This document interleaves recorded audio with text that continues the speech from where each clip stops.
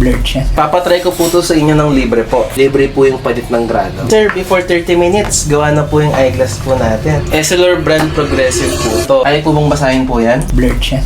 Blurred. Then po mas matingkad po dito. Green. Yan po, yung grado niya po na yan is pang malapitan po. Pambasang grado niya po, try niya po pang tingin po dito. Ano po nakikita niya? Blurred siya. Blurred po siya dahil pang basang grado lang po yan sa malapit. Po ngayon, para luminaw po yan, kailangan niyo po hubarin po yan para luminaw. Kaso po, yung ibang tao ayaw po ng ganon. Doon po papasok yung doble vista tsaka progressive po. Pakita ko po sa inyo yung doble vista. Try niya po. Lumalabo siya. Essilor brand progressive po to. Papatry ko po to sa inyo ng libre po. Napansin niyo po, wala pong linya.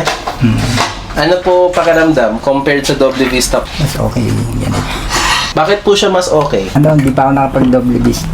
Dati ano ko, pang malayuan.